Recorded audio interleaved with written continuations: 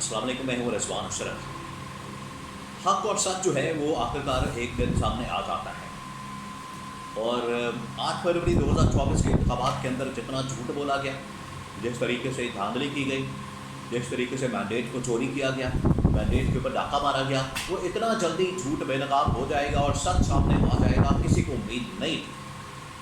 लेकिन असल में ये इमरान खान के साथ अल्लाह ताला की मदद है, उसको गैबी मदद हासिल है, उसको अल्लाह ताला की मदद हासिल है। इस वजह से ये जो 8 फरवरी 2024 के इंतखाबात के अंदर धांधली, 8 फरवरी 2024 के अंदर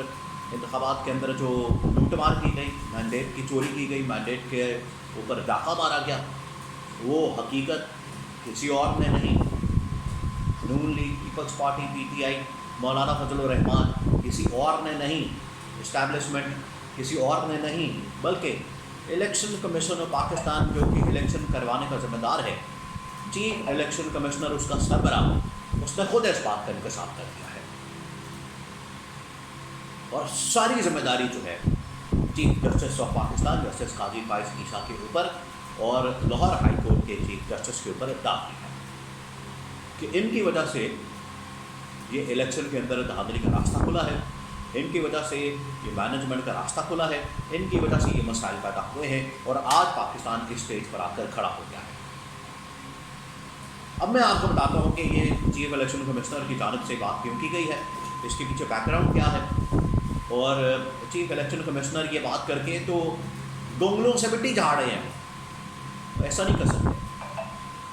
वो अपने आप को बचाना चाह रहे हैं, अपना दामन साफ करना चाह रहे हैं, उनके ऊपर जो दाग लगा हुआ है उसको साफ करना चाह रहे हैं और खुद पतली गली से निकलना चाहते हैं और जिम्मेदारी जो है वो चीफ जस्टिस के ऊपर डालना चाहते हैं। उसके ऊपर जो जिम्मेदारी है उसके भी शवाहिद और उसके बारे में भी बयान मौजूद हैं, लेकिन चीफ इलेक्शन कमिश्नर का इसमें तो मरकज़ी किरदार है। अब मैं कुछ वाक़यात और इन्फॉर्मेशन आपके साथ शेयर करता हूँ ताकि आपको समझ आ सके, पता चल सके कि चीफ इलेक्शन कमिश्नर की जानिब से अव्वल ये बात क्यों की गई है, दूसरा ये कि इसके अंदर कितनी हकीकत मौजूद है, ये आपके साथ में शेयर करते हैं। देखिए, सबसे पहले तो मामला ये है कि चीफ इलेक्शन कमिश्नर की जानिब से चीफ जस्टिस ऑफ पाकिस्तान काजी फाइज ईसा और chief justice Lahore high court के ऊपर जिम्मेदारी डाली गई है। उनकी जानिब से क्या बात की गई है, उन्होंने कहा है कि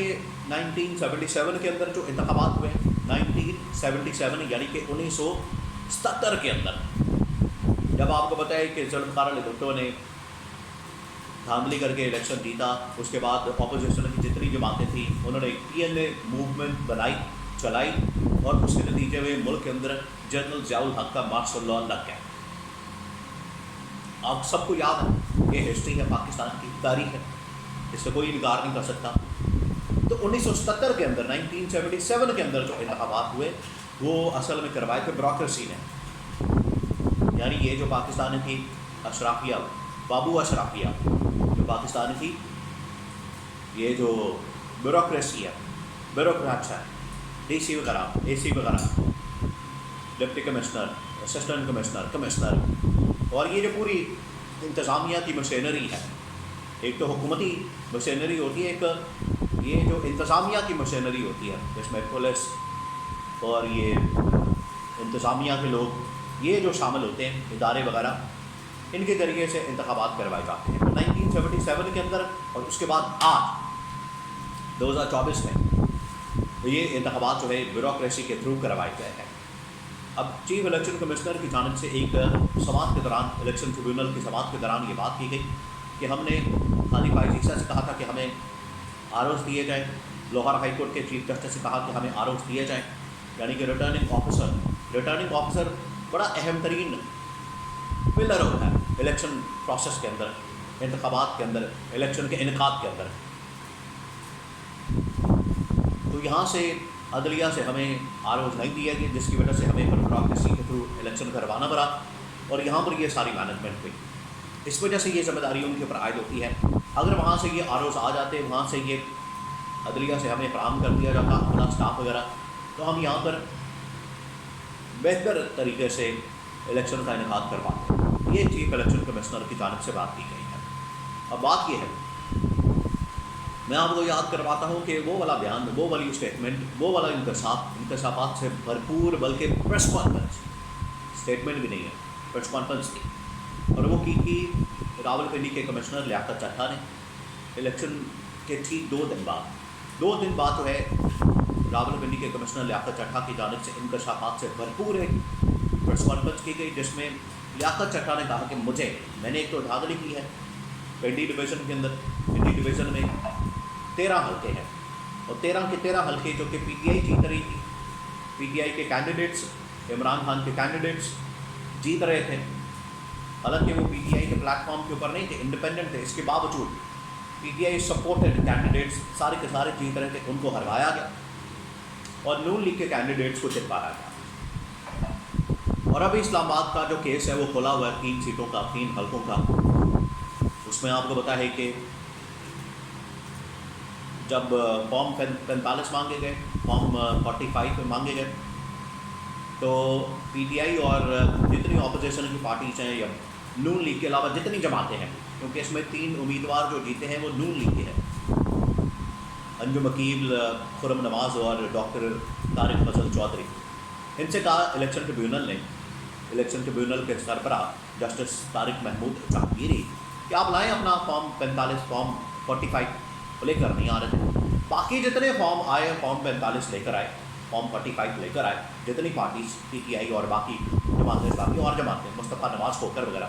سب کے میچ کر گئے فارم 45۔ اس کا مطلب ہے کہ ان کے پاس ٹھیک ہے، فارم 45 اوریجنل ہے،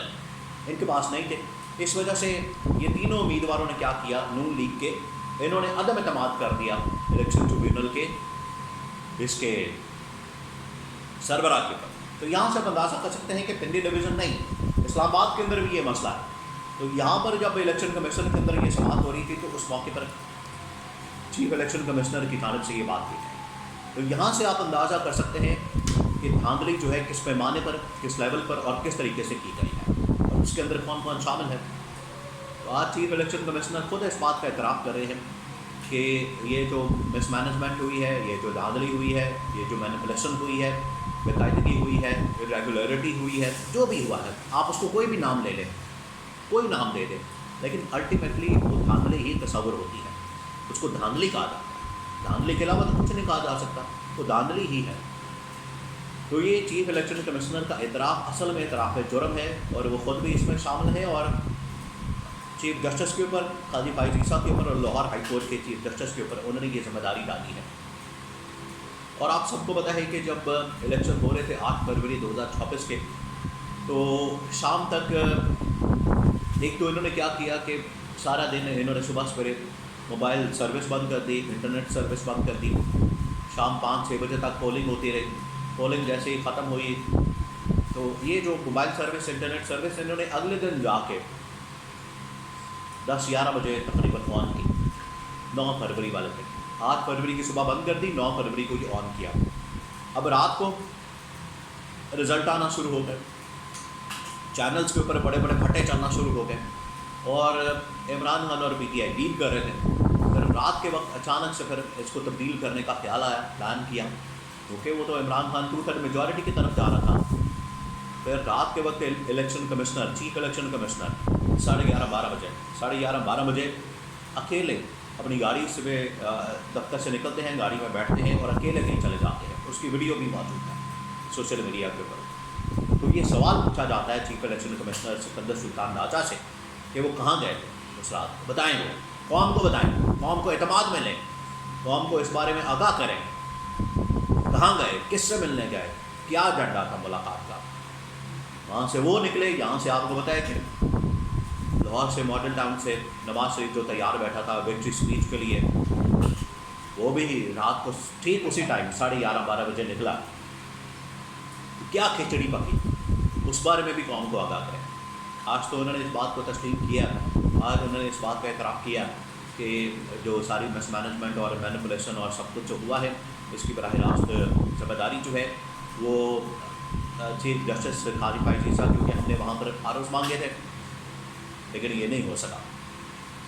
اب آپ دیکھیں کہ یہ جو الیکشن ہوئے ہیں، فیصل باجوہ نے اس کے متعلق 6 مہینے پہلے بتا دیا تھا کہ پی ٹی آئی اس میں آزاد جائے گی پارٹی، پی ٹی آئی کا بلہ چھین لیا جائے گا، بلے کا نشان بیلٹ پیپر کے اوپر نہیں ہوگا، آزاد لوگ جائیں گے، آزاد جیتیں گے، آزاد حکومت بنا سکتے ہیں،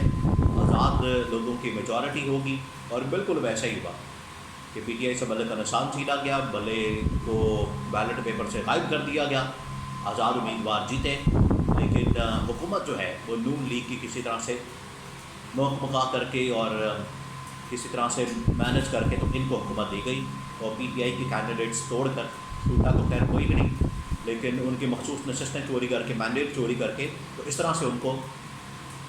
حکومت دلوائی گئی ہے۔ تو اب حقائق سامنے آ چکے ہیں، اور اگر اس کی مزید کوئی تحقیقات کرنی ہے تو عمران خان آلریڈی پٹیشن دائر کر چکا ہے سپریم کورٹ میں کہ آج بھر 2024 کے انتخابات کی تحقیقات ہونے چاہیے، کمیشن بننا چاہیے، تاکہ عوام کے سامنے مزید حقائق سامنے آ سکیں اور دودھ کا دودھ اور پانی کا پانی ہو سکے۔